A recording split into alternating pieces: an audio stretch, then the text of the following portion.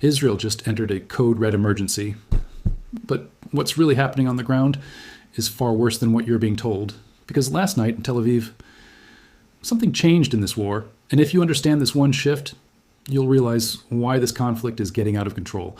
Reports say Iran launched multiple waves of cluster warhead missiles. Not one strike, not two, but continuous waves. Back-to-back attacks, giving civilians almost no time to recover. Sirens echoed across the city. But here's the terrifying part.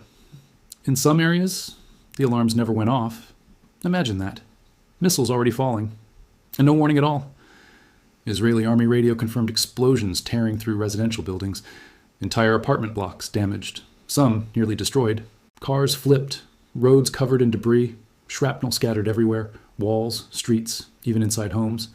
Nearly 150 people injured in just 24 hours. But this isn't the real story. The real story is why this is happening now, and why Israel's defense might not be enough anymore. Stay with me, because the next part explains everything. These attacks are part of something called Operation True Promise 4, and this operation is very different from previous ones. Iran isn't just attacking, it's overwhelming. In a single day, 9 separate attack waves were launched. On March 25th alone, 4 waves hit Tel Aviv. 4 hit southern Israel. 1 targeted the north. This isn't random. This is calculated pressure. But here's where things get even more dangerous. Iran is mixing weapons inside the same attack. Ballistic missiles, kamikaze drones, different speeds, different altitudes, different directions. So defenses can't focus on one threat. They have to split attention, and that creates gaps. And those gaps are where damage happens. Nearly 40% of all attacks are focused on greater Tel Aviv. That's around 4 million people, living under constant sirens, or sometimes no sirens at all. Iran has already fired hundreds of missiles, and the number keeps growing. Quick pause. If you're still watching, subscribe and like, because what comes next is something most people are missing. Officials say Israel is intercepting 92% of incoming threats. Sounds impressive, but here's what they don't explain. 8% failure out of hundreds of missiles means dozens of direct hits. Around 35 warheads reaching targets. That's not a small leak, that's a serious breach. And the reason behind it is inside the missiles themselves. Nearly half of Iran's missiles now carry cluster warheads, and this is the turning point of this war. A normal missile, Ekmak, 1 target, but a cluster warhead splits midair at around 7 to 10 kilometer altitude. It releases dozens of smaller bombs, each one spreading out separately, each one deadly. So one missile becomes many threats, and suddenly, interception becomes extremely difficult. Israel's defense systems were never designed for this. Iron Dome, David's Sling, Arrow systems, all built on one assumption: 1 missile, $1 interception. But now, that rule is broken, and that creates a dangerous dilemma: either ignore smaller fragments, or waste multiple interceptors on each piece, and both options are risky. Israeli officials admit interception is limited. On March 22nd, missiles hit Arad and Dimona. Dozens injured, including children, some critically wounded. One of the worst incidents so far.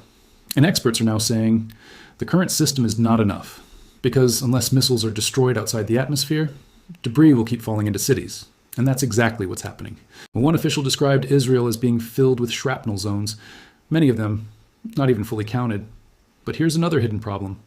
The cost of this war: each interceptor costs hundreds of thousands of dollars.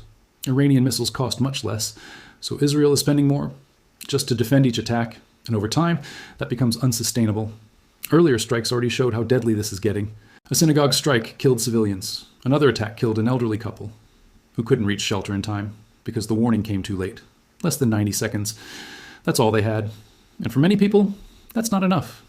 On March 24th, a missile hit a Tel Aviv building. Multiple injuries, heavy damage. Some buildings may be demolished. But here's something even more alarming. Around 1 in 10 residents cannot reach shelter in time. That's a massive vulnerability. Stay with me, because now the story goes global. Russia is now involved, supplying advanced drones to Iran, upgraded, more accurate, harder to stop. And Iran may copy these upgrades, meaning future attacks could be even stronger. This is no longer just Iran versus Israel. This is becoming a global conflict. And the biggest impact is economic. The Strait of Hormuz is nearly shut down, one of the most important oil routes in the world. Ship traffic collapsing, oil prices rising sharply, markets shaking worldwide. Experts are calling this one of the biggest energy crises ever. Fuel prices rising, Food costs increasing, supply chains breaking, even countries not involved are suffering. Gulf countries are now under indirect attack, missile debris causing casualties, multiple nations pulled into the conflict. And yet, diplomacy is unclear. Some say talks are happening, others say no talks at all. Israel says it will continue strikes. Iran denies negotiations. Behind the scenes, pressure is building, military operations expanding, and time is running out. Now, here's the biggest question.